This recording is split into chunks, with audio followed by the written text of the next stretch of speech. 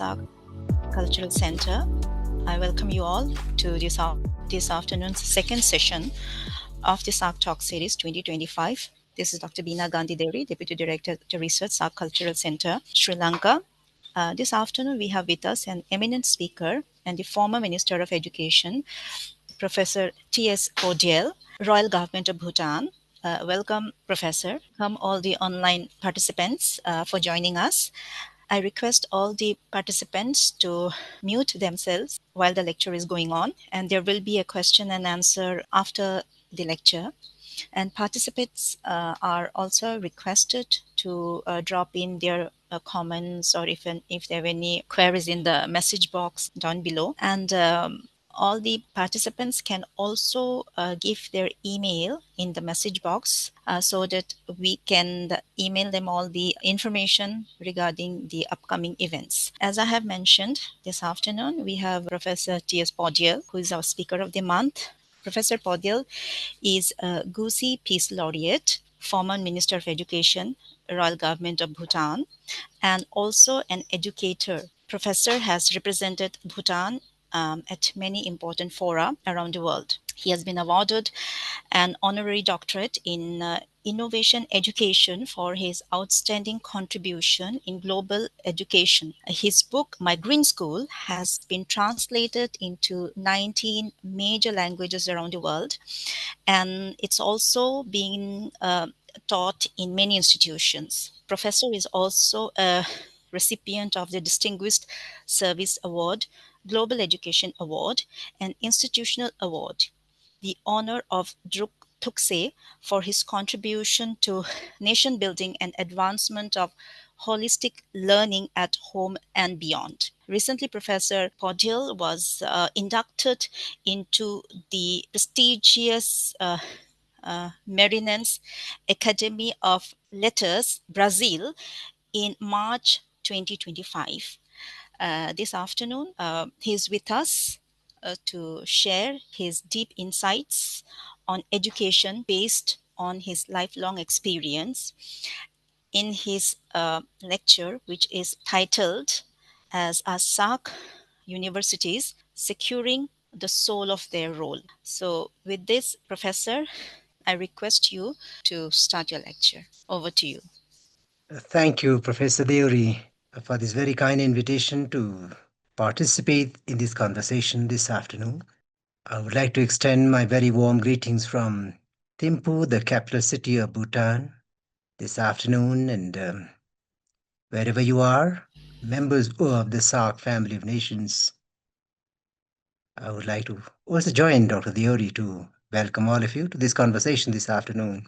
I have to make this very humble presentation this afternoon with actually a kind of tribute to two sets of visionaries. In the first set, I would like to pay my tributes to the wise, far-sighted founders of our SAARC family of nations, the South Asian Association for Regional Cooperation. In their vision, they saw SAARC as a peaceful, prosperous, and a happy part of this beautiful earth. To all of them, past and present, I would like to say what a great blessing their vision, their dream, their hope has been the founders of our great family, the SAARC nations. It is because of them that we get to meet here this afternoon and get into this conversation. The other set of visionaries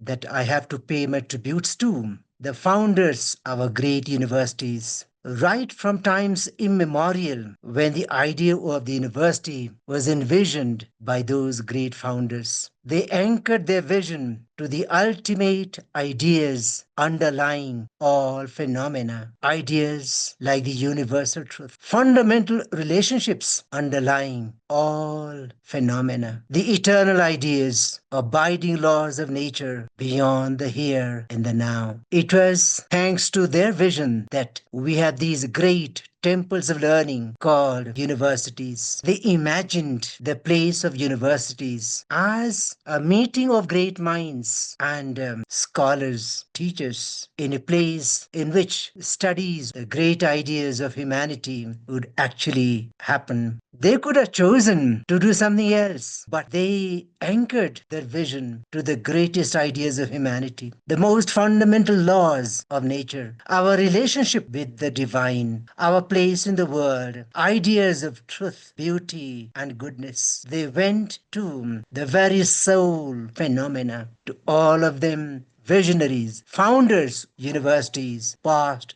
and present. I would like to pay my tributes. It is thanks to them and their vision that we have universities, institutions of learning, great places to which scholars, teachers, students from around the world comes. They could have chosen to worship Mammon and cater to the demands of the drab domesticities of our workaday life, but they didn't do that. They had their ideas. In fact, looking beyond the present, the here and the now, the great souls then believed that the university ought to be a place to study about the great universal ideas.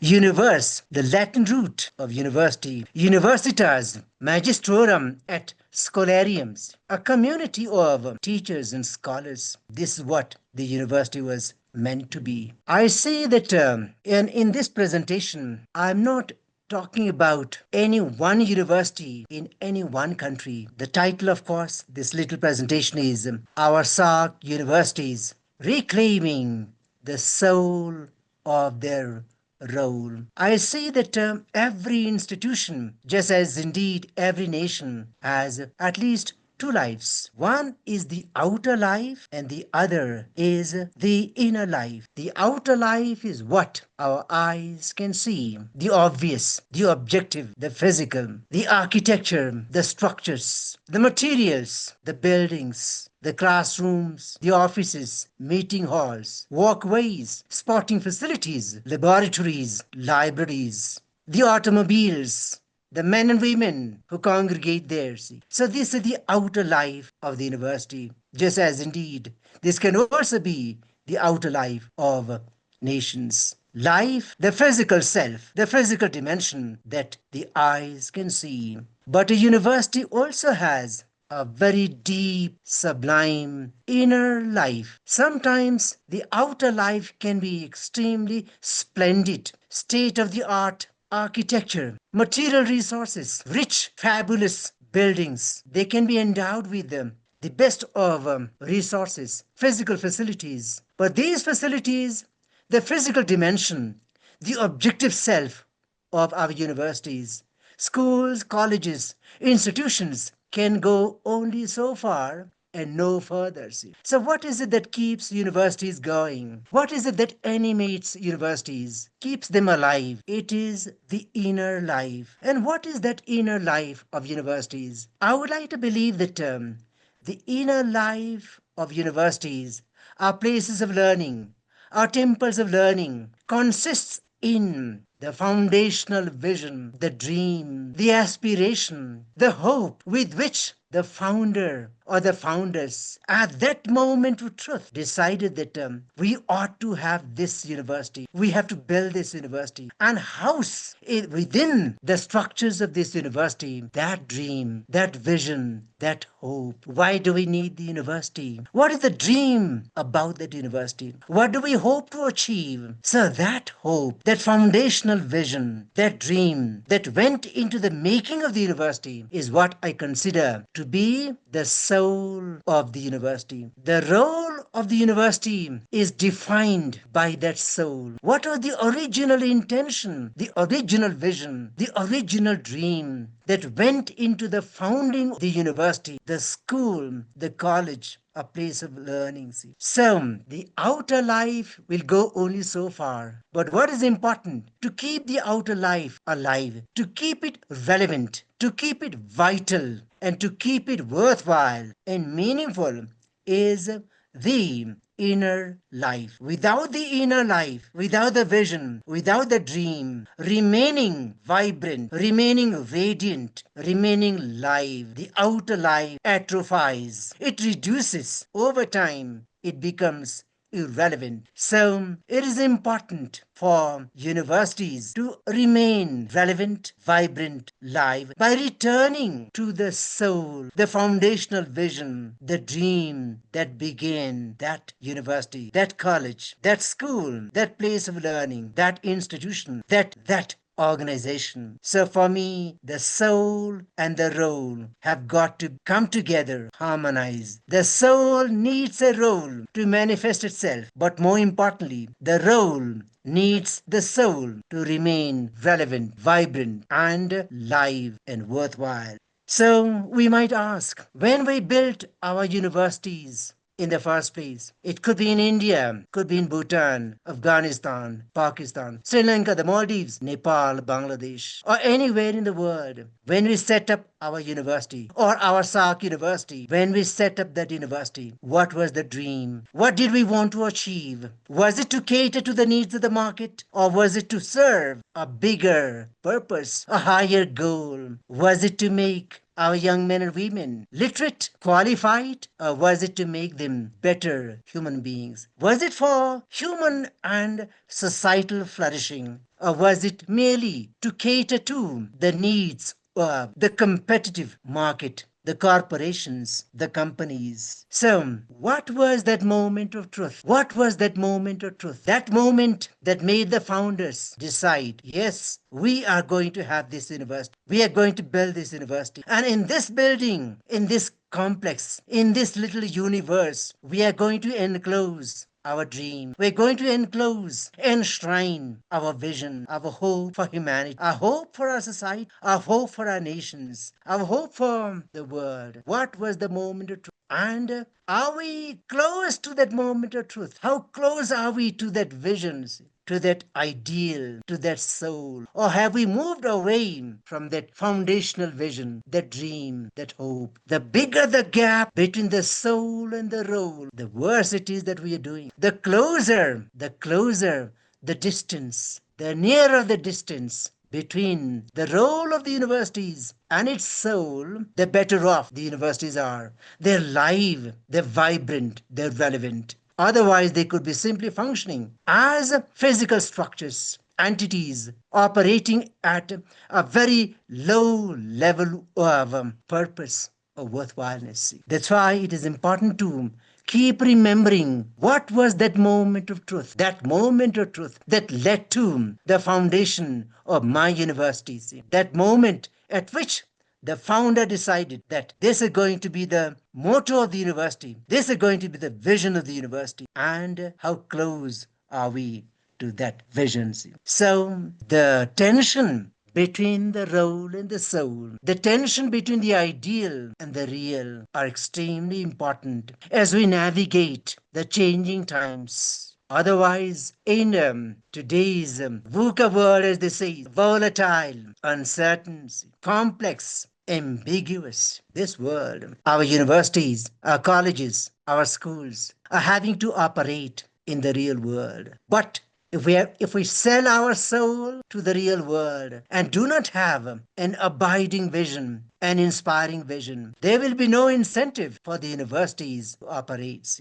In fact, one great philosopher, mentioned that the role of the university is to gently draw the human mind to look for and to love what is true, good, and beautiful, I might add, useful, to gently draw the human mind, to guide the human mind, to look for and to love what is true, what is good, what is beautiful, what is useful. Not only to look for, but to love, to value what is good, as opposed to what is not good. Can we make the distinction? Can our university scholars, can our students, can our academic staff, our researchers, can they make this distinction between these categories or values, good as opposed to bad or evil, truth as opposed to untruth, instruments to allow and enable young men and women to be able to not only look for, but to love what is true and good, what is beautiful and what is useful. As we know, universities deal with knowledge. Knowledge. This is our materials with which we deal. This is our field of investigation. Knowledge. But knowledge, is knowledge an end in itself, or is it a means to an end? Knowledge could be used to a very mean end, to a very negative end. We could see Dr. Faustus, for example, the typical scholar obsessed with knowledge. Dr. Faustus mastered all branches of knowledge, including necromancy, but he also ended up selling the most precious part of life, that is the soul. So knowledge can be both good and bad. So knowledge for its own sake, or knowledge for the sake of something bigger, something nobler, something higher, something edifying, something humanizing, something civilizing that enables people to find greater self-actualization, greater self-realization, knowledge. Our universities are especially equipped by virtue of being those places where we have the largest number of the most highly qualified people in the society. Our researchers, our professors, our academics, our scholars. Our universities are those exclusive places which are in fact the repositories of knowledge. There are not many other places in the society in which we have this accumulation of knowledge, scholarship, ideas, research programs, projects, circulation of ideas, proliferation of ideas, production of ideas. What are these ideas for? Are they making the society better places? Are they making our nation better nations? Are they making the world a better place? So knowledge for its own sake, or knowledge for the sake of something bigger? I think at this point in time in the life of our universities, we have to ask, what are we doing? Since our field is knowledge, our field of investigation is knowledge, what do we use this knowledge for? Is knowledge an end in itself, or is it a means to an end? And how is it end? Is it a noble end, or is it an ignoble end? Is it a materialistic end? Is it something perfunctory, reductionistic, utilitarian, or is it something nobler, sublimer, edifying? What kind of knowledge are our universities making available to the society? I'm very fond of the great Cardinal Newman, who in his idea of the university says that a university should concern itself with the function of raising the intellectual tone of the society. Please mark the word, raising the intellectual tone of the society. What kind of society do we have? What is the intellectual temper of our society? What is our mental engagement, our intellectual engagement? What is our mind dedicated to? Is the mind dedicated to the most basic, practical, day-to-day domestic affair of running our daily lives? Or is the mind anchored to something higher? So our university is expected to, in fact, raise the intellectual tone of the society. Thanks to the university, does the university inspire people to think big, to think noble, to think high? The university is something like a lighthouse, the highest institution of learning in the society. Does the light radiate from that lighthouse around in the society, in the nation, in the community, by virtue of the many advantages and the resources that I mentioned earlier on? Does the university engage itself in raising the intellectual tone of the society? What kind of deliberations happen in the society? What kind of talks? What kind of intellectual discourses happen in the society? At what level is the society operating? At a very low level of day-to-day engagement? Or is the society growing? Is the range of intellectual debate growing?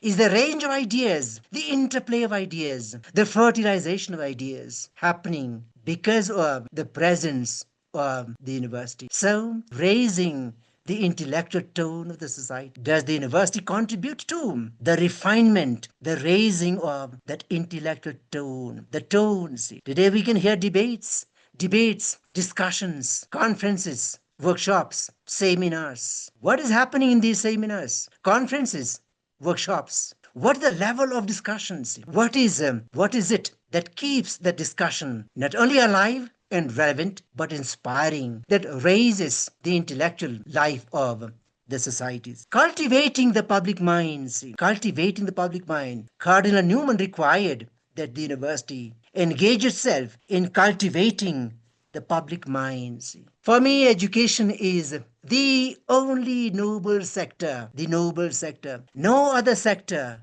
has ever been called the noble sector, but some great minds of the past called education the noble sector. Perhaps education is supposed to help young men and women who come to our schools, colleges, and universities cultivate the nobility of their mind. Help young men and women cultivate the nobility of their heart. Help young men and women cultivate the nobility of their hands.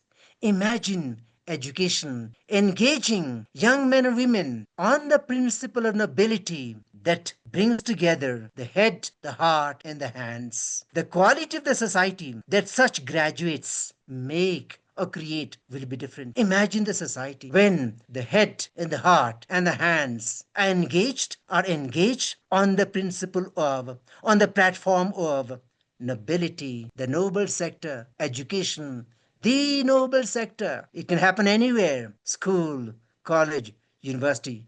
Our institutions, our training centers, our research centers. Does what we provide, does our knowledge, does our intellectual inquiries help us cultivate the nobility of our minds? Nobility. This is no ordinary word. Nobility. Do we associate education with nobility? Nobility of the mind. Think. Nobility of the heart. Feel. Nobility of the hands. Do. Think, feel, and do on the principle of nobility. There are universities and more universities around the world. Are they engaged in refining the public minds? Or what kind of minds are making their rounds in our societies? What are the thought processes that are happening in our classrooms, in our seminar halls, in our meetings, in our conferences, in our research laboratories?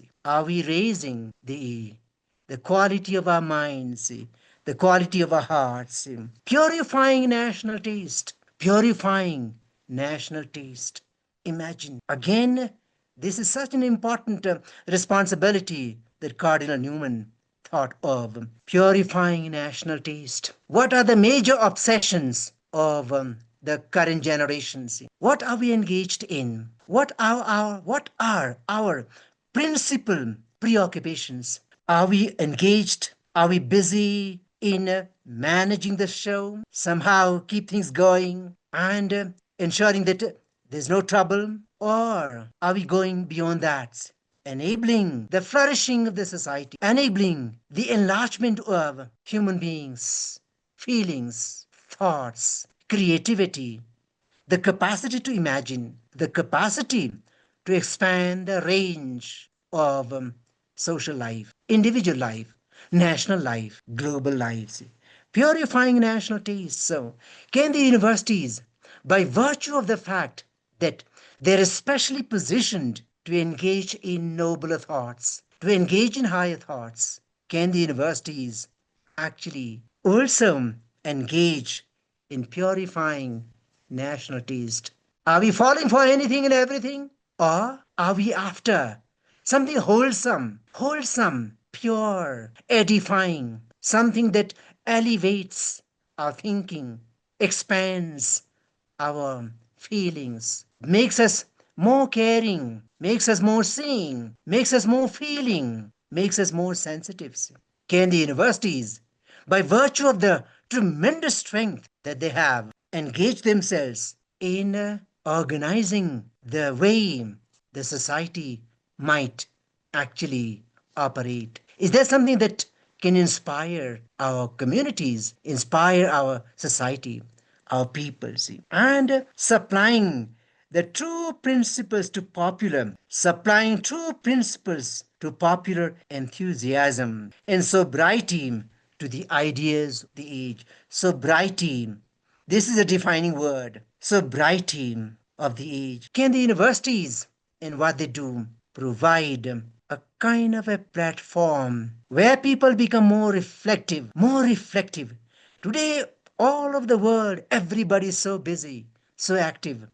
Our active mode is engaged most of the times. And because we are all the time active, we are engaged in doing. We do not always have time to reflect, to be. So, moments of reflection allow us to really think what is right and carry out, make good decisions. If we make good decisions, we'll be able to act, implement those decisions to achieve good ends, good results. So, can the university provide a template? A university, by virtue of the great marvels of human genius, creativity, and imagination that it holds, provide a platform, create a template, a vision of a good society, vision of a good world. Can the university do that? I feel universities ought to be able to rise to that levels and facilitating the exercise of political powers. Today, all over the world, the vast majority of the countries are democracies. But just like an institution has two sides, two faces, the outer and the inner, so also democracy has two faces, the outer and the inner. The outer face is what most of us know. See. The outer face becomes very obvious. It manifests itself during elections, when we form parties, when you go out campaigning, in fact, carrying out campaigns, in fact, uttering our slogans, voting in the elections, electing our leaders. So we feel that democracy is about elections, it's about our rights and freedom, which is all fine. See. But democracy also has a very deep, sublime, and an honorable inner self.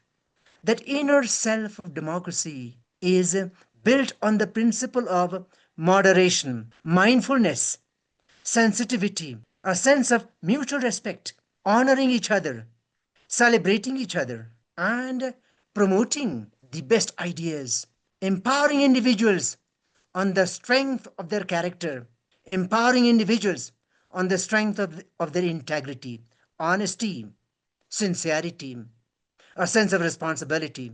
That is what deep inside democracy has. So, can the universities, in fact, show that this is how, in fact, a good, wholesome, and deeply respectful institution, society can evolve?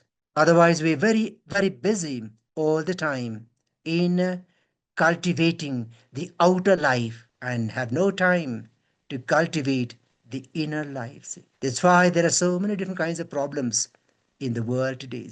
So I feel that our universities can be particularly effective in bringing about these very positive changes. It is not right. It is not enough to say we are doing what we can within the circumstances, but the universities have to go a step ahead of the society. Think a few steps ahead of the society. That's why they can be the lighthouse. Show to the society. I was proposing, this is the real world and the ideal world. The real world cannot be wished away. See. It is there, we live in that. So we have to carry the real world along with us. But because of the position that we have as the university community, we have that advantage, that special space in which to think beyond. So almost like an artist who takes the world, who mirrors the world as it is, but who ends up by suggesting an alternative. There's the real world and the ideal world. I think in life, The real is important, but the ideal is what allows us to think beyond, to imagine a better world, a better society, a better life. As the world is, it is not perfect. As the world is, it is not complete. As the world is, as life is, it is not false. But artists and our universities, as the great seeds of learning, have the ability to imagine a world that is more fulfilling, that's more complete, more harmonious. Can we get on to that? Of course, I know that the language of legitimation has changed now. The universities are called upon to meet the most basic needs of the society. And very often, the role of the university is reduced to the basic minimum production of graduates who will fit the bills. And we are often told your graduates are not employable. In the past, we used to talk about employment for our graduates, but now the companies, corporations are talking about employability. They tell us your graduates are not employable, they don't fit the bills, they don't meet our purpose. And the language of discourse has changed so dramatically. In fact, companies describe our graduates as being marketable or not marketable. Look at the market metaphors. Marketable. We are told, are your graduates marketable? They go further. They ask, are they sellable? Imagine our graduates are reduced to commodities. Are they sellable? Are they marketable? The earlier role of universities as emancipators of ignorance, emancipators of the human lot, having an ideal role, is being challenged by the day-to-day compulsions of the labor market, the employment market. So we are no longer here. Is that true? Is that good? Is that beautiful? Is that divine? We don't hear these kinds of exchanges. This discourse is no longer theirs. The language of discourse has come to be highly market based. So, in the rapid mercantilization of knowledge, knowledge becomes a merchandise. Is it useful? Is it going to give our people employment? Are they going to be productive? And the universities are often required to limit their activities to production of young men and women who fit the bill on day one. But imagine our universities with such high aims having to be required to achieve the most basic, pragmatic, functionalistic ends. So this change in the language that we use is in fact a sad, description of the way in which our universities, places of learning, are required to function. I see that universities are, in fact, great conserving places. Great conserving places.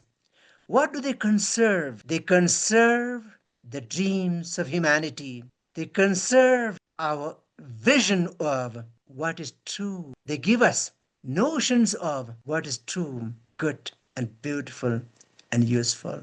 The wisdom of the past, the stories of our civilization, our cultures, the march of the human mind through the years, our inventions, our discoveries, our philosophical foundations, our spiritual awakenings, the great march of the human mind. Imagine Nalandas. Imagine the scholars who came there. What were their minds engaged in? And in the beginning, what were our own universities engaged in? We had time to reflect on the vast expanse of the universe, the phenomena, the fundamental relationships, ideas of success, how we human beings related to the divine, to Mother Nature, to the planet, the cosmos. These were ideas that universities had time to deal with, not always today's. So that's why for me, university has at least two basic functions even now. See, one is the transmission function. Transmission function. It has to be able to receive. Our universities have to receive the great ideas of the human race and transmit them, share them with succeeding generations of learners, young men and women who come to us to receive that knowledge. But transmission alone is not enough. Universities have a transformative role. As things are, they are not perfect.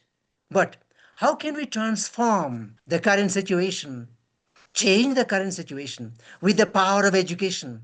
Education is power. Learning is power. Knowledge is power. How can we use our physics, our mathematics, our social sciences, our languages, our literatures, our philosophies, our mathematics, our IT, music, sports? How can we use these power-packed disciplines as instruments, not only to empower our learners, but also to empower our institutions, thereby empowering our societies, thereby empowering our nations, thereby empowering the big world beyond? We should not be satisfied, complacent about the minimalist role of our universities. Today, a lot of our universities around the world are operating at a highly minimalist level. We have to broaden the scope. We have to aim bigger, imagine bigger, think bigger, and a better world is possible, and a better world is desirable. And the universities, because by virtue of the special position that they have, can effect a positive change in the making of a better world.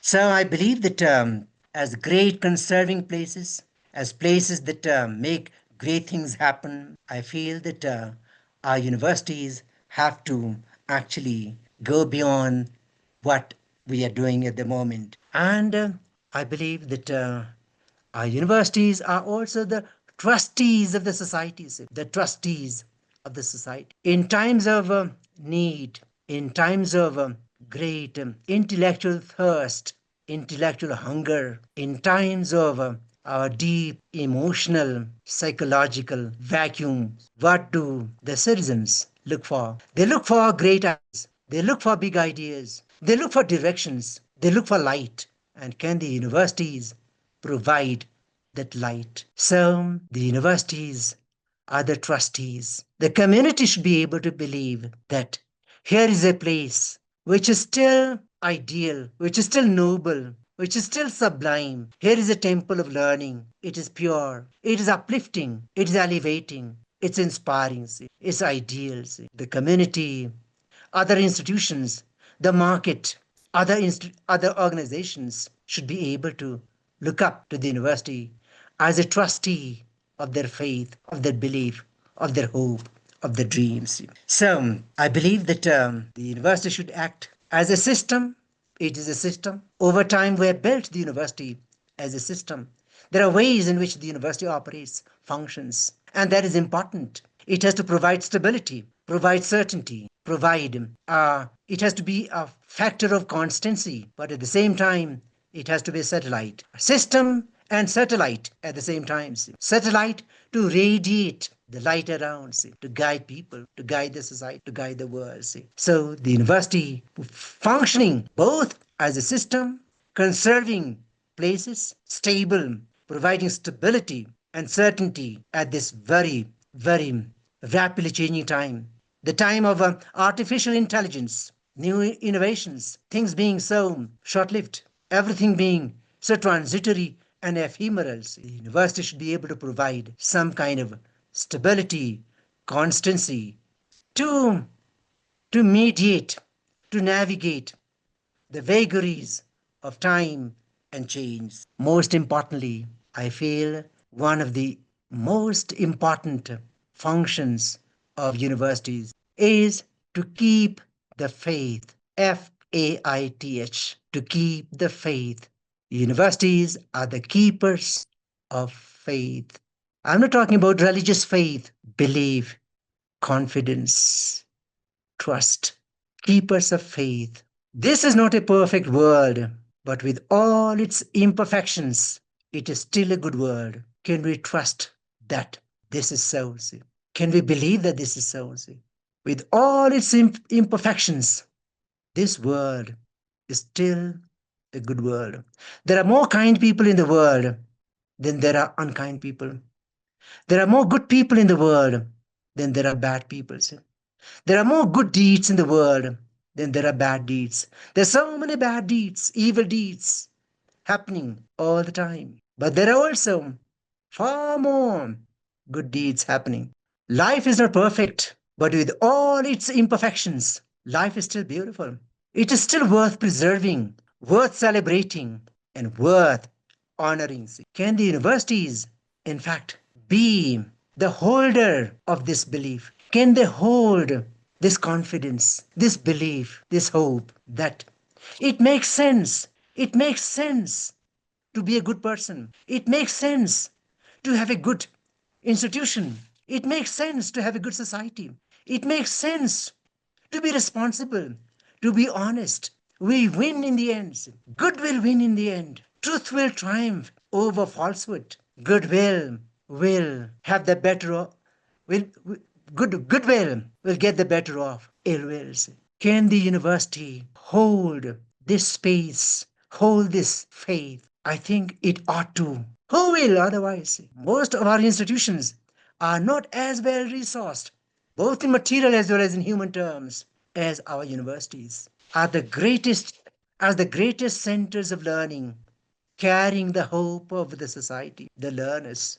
Who will take over from us tomorrow? See? Take our societies forward. See? I think our young people deserve to hear stories of success.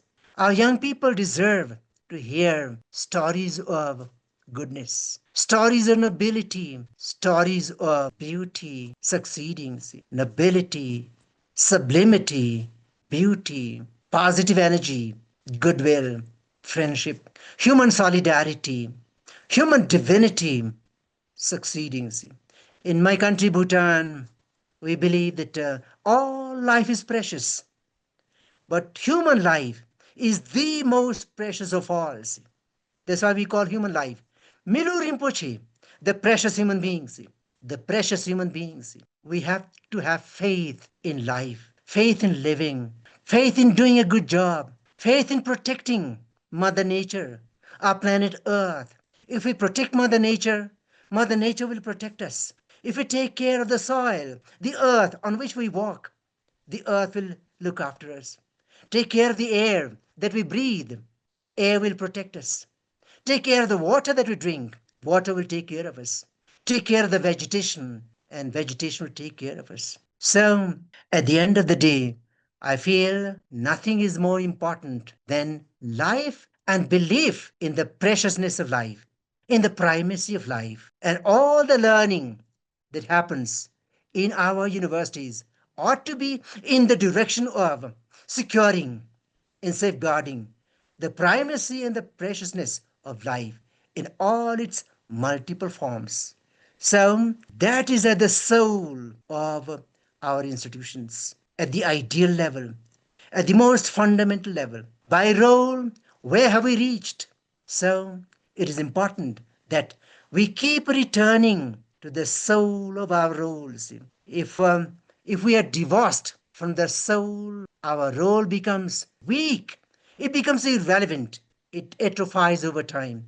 So for the role to remain relevant, to remain vibrant and vital, it has to keep returning to its soul for its blessing, for revitalization, for reaffirmation and validation. That is the reason why we need to secure the meeting of the role with its soul. I'll stop here and thank all of you, my very gracious and generous members of the audience, for your time, and also Dr. Deori and your colleagues at the SAARC Cultural Center for enduring this very long and perhaps rather abstract session, but I feel that very often we need to look at the fundamental relationships, the basics. Otherwise, everything else will fall apart. But I have a great belief in the power of the universities. I'm not one who will throw the baby with the bathwater. I'm a great fan of and believer in the university system and what it can do. But I also feel that at the heart of the university, there ought to be this space for the harmonization, role and soul. That is called integrity. Integrity. That is the defining word. Thank you very much again. Tashidile. Yeah, thank you very much for that inspiring lecture. Yeah, you have raised many important questions regarding the quality of education in the modern times and the role of universities. How important it is to have a dream, the foundational dream of the university, and how it shapes the society, and how far we have come away from that foundational dream. And you know how you talked about the gap. So the as you said, I agree with what you said. The main aim of the university is to refine the public mind. The role of education is not just to produce skilled laborers, not just to provide high quality education or raise beautiful infrastructure facilities, laboratories, libraries, but the main one of the main roles, as you have said, is to create template for a good society. To quote you, it's not only, as I said, it's not only about having beautiful infrastructure, but in essence, it is to elevate, or as you said, raise the intellectual tone of the society. Yeah, with that note, I'll ask if the participants have any questions, or if they have anything more to add to it. Yeah, I think we have got accustomed to believing that these subjects are sacrosanct and they cannot be touched. They are sacred cow and they remain within our universities' classrooms. But how can our university prevent itself from being an ivory tower? Because with the university derives its energy from the society, from life. And I believe that it's important for the university to work very closely with with the world around it, with the society, with the people. There's actually a new term now. People call it. There's the former president of a very famous university in Malaysia has actually introduced this term, and it has worked very well there. He calls it communiversity. Communiversity. That is the university working together with the university. And they've already carried out some very important projects to great effect. So I feel that our university, whatever happens, however abstract, however profound and subtle the ideas that we teach through the different subjects in our classrooms, ultimately they have to derive their energy, their relevance from the way they relate to our life. I think that is a big test for universities. Otherwise, many of our universities remain as ivory towers with no connection with or relevant to the society. Yes, said as you, and I really liked what you said is like how the universities need to act as a system and a satellite to guide Yes, the indeed. people to build a At the sustainable same time, yes. society. Yes, ma'am. Yeah, yeah, that was really interesting. And yeah, as you said, you have also mentioned Nalanda University, because in South Asia, we have this long tradition of higher learning, where universities historically they serve not just as an educational center, but also a kind of meeting ground for intellectual rigor. You know, like as you have mentioned, Nalanda, we also have this Paharpur Buddhist Vihara, from example from Bangladesh. Then Taxashila is also another great center of learning. So I think these are not just historical monument, you know, but they have this living tradition, and which I think, which is why it attracted students from entire, you know, subcontinent. not only from subcontinent but also from South Asia, Southeast Asia for thousands of years, and they have managed to survive. So South Asia definitely played a very important role We had in the first shaping the universities in the world. intellectual and cultural landscape across centuries. Sir, we have a question. Thank you, Professor, for such a fascinating and wonderful lecture. My name is Padam Kumar Rasaili, and I am from Bhutan. Currently, I am pursuing my PhD in South Asian University. Since today the topic is about the universities in South Asia, where South Asia is a very a diverse thing, and where Ashish Nandi also says that the South Asian people, we define ourselves by what we are not. And and if we talk about the role of South Asian University, and looking at the present regional dynamics that we have within the South Asia, how do you really see the role of South Asian University, whether is it able to achieve its soul? Because the fundamental establishments of South Asian University at that point of time, and in your lecture you have also mentioned about the locations matter in the university where these universities are located. So in this context, so my question is how do you see the South Asian University, because the South Asian universities, for the broader and larger dream, were not only merely producing the market oriented graduates and all. It's more of regional integrations and all. So looking at the current affairs of a region, how do you see the South Asian University as an example? Thank you. Thank you, Mr. Padam. I thought I'm so good to have a question from my fellow Bhutanese Thank you, studying sir. at South Asia University. Yes, indeed, I know the evolution of our South Asian University, and I'm glad that we have some Bhutanese like yourself studying there, and there would be others from other countries as well. Actually, as I was saying earlier on, when I paid tribute to the founders of our SAARC family of nations, South Asian, South Asia Regional Cooperation, I was actually referring to the big dreams and the vision that they had. And whatever we do ought to manifest in some degree that vision, that dream.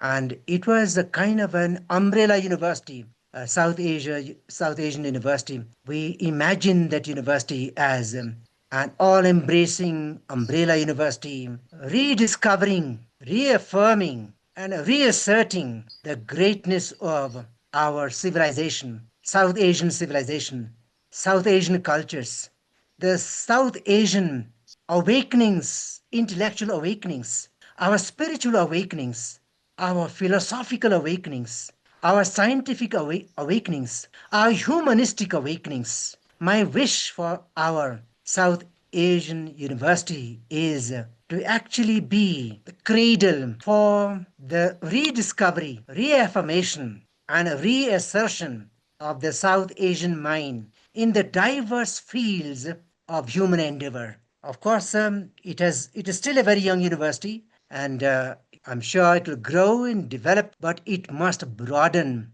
its horizon and play a far bigger role as the South Asian University. The name and the vision are both very important.